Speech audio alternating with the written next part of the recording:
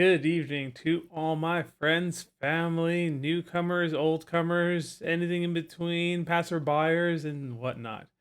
This is December 4th, and tonight we are adventuring into some new wine. This is an special episode because tonight is going to be my first official made for YouTube video.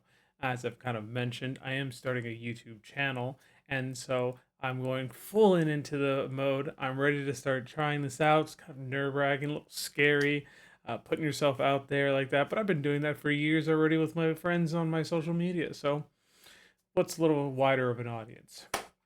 Tonight, I'm excited. We're going to take this next step. And I figured to talk a little bit about how I even got here. So, I guess I also need to start saying, make sure that you subscribe, like the video, and all that good stuff. Because, yeah, all right. This started years and years ago, probably about like 4 years ago now, where I was gifted a Advent wine calendar. And at the time I didn't think much of it, but it was really fun. And I had gotten to talking with some friends of mine. And they're like, oh, wonder what it would be like. And I was like, oh, well, here it is. And then I was kind of like, make a little video of it. And then the little video was kind of a joke. And I was like, oh, let's just put it onto my story. And the first year, I had a Costco wine advent calendar, and oh, amazing! Thoroughly enjoyed the experience. And so I kind of did this unboxing video. I take out the wine, I'd show it off, I give a little bit of reading of it. But the video kind of ended there. And then people were like, "Oh, that's cool. That was fun. Like, you should show tasting of it. Like, how was the actual wine?" And so the next year after that, I think I started doing actual review portions of the wine. And from then, it kind of just continued on to be a yearly tradition in December. And through those boxes, I've really found a lot of different types of wines that I thought I wouldn't like beforehand. And I've learned a lot on the way about just how to keep wine, how to mix wine with the right foods, how wine changes with foods, how to properly aerate your wine to give it the right flavor, because everything really affects what you're drinking. So real interesting overall to me, and I've enjoyed my time exploring and expelling.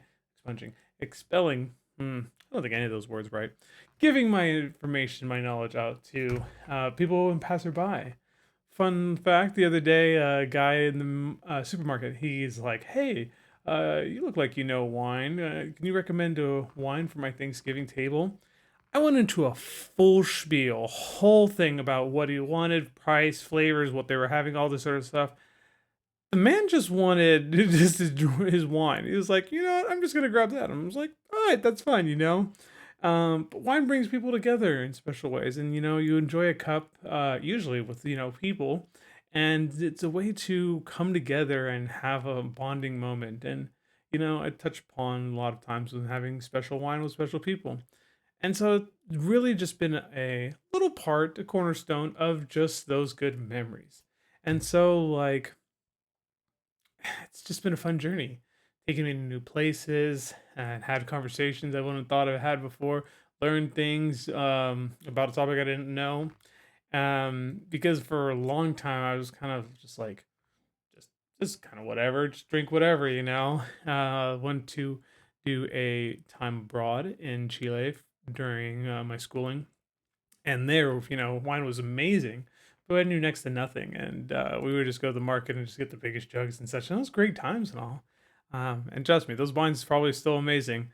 I just have kind of developed with it and grown along through this video channel that I've done with just my friends, and now looking to explore it more, and go on to different adventures and just show off cool places because a lot the cool businesses out there support local and or small businesses, your local wineries, and really just to pass around good information on good wine because nobody wants a bad wine, and they exist. They're out there. Hopefully, we don't have one of these in this box or any of the other boxes I try. But that's a little brief bit about me. What we're here to do tonight is open In Good Taste, fourth night of wine, and who knows what we have in store. I've done a little looking into it, but let's just get right into it and see what we have for night number 4. Drum roll.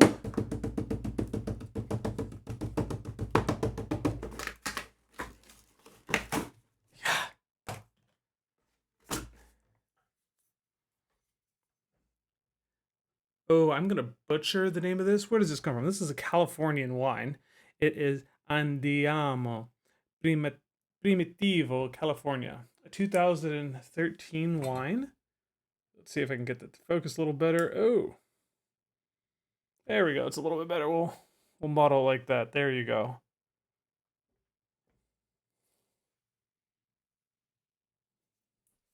Probably help if I show it actually instead of covering it.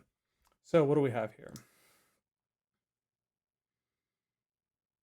No information. None whatsoever. Obviously, we can tell we got a red wine tonight, Vino Tinto. But this is one of the biggest drawbacks of getting wines I've found. Before knowing more about what I do know, I just would get whatever wine would be there because they have a whole bunch of descriptions. Let's put this here. They have a whole bunch of descriptions about what these wines are, and they throw in these random words and descriptors, and you can kind of have an idea what you're getting into. But a wine that offers itself without any sort of identifying information, it seems like a risk. It seems like something you might not want to get into.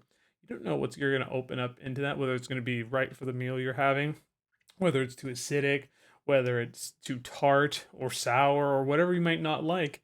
If you don't get a description of the wine, nobody's going to know. So I think that's something we need to correct and spread around so that people will continue to go off, or these wineries at least create some sort of description, because you're missing out. You're potentially missing out on a whole market. People who would buy would have no clue what it is. Don't worry, everybody. Tonight we did bring a wine glass because last night I did forget. Here we go. Brought also a knife just in case I needed to break open the seal, but don't gotta do that tonight. So let's get a first sense. Light scent, like you can tell that the red wine is there, but let's get it into the glass and get a better scent going from there. Let's see.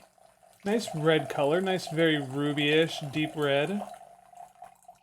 Okay. Give everybody a little gander at the color. Let's see. Not very oily. The oily refers to the ring around the edge of your glass when you swirl. People don't just swirl for no reason. It's actually a method to the madness and a reason.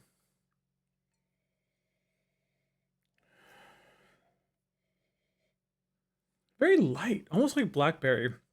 Now, in reading the earlier description, I did say a smooth and bold boysenberry.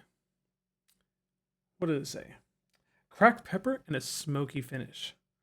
Boysenberry, cracked pepper, and a smoky finish.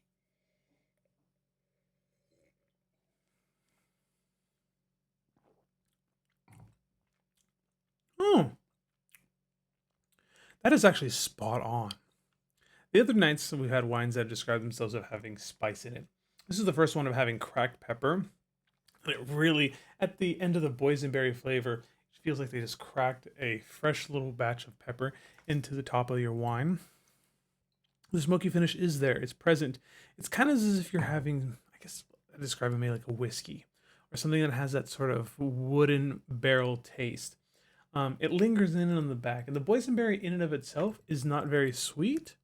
So, like, while this is enjoyable on its first sip, let's have another and another.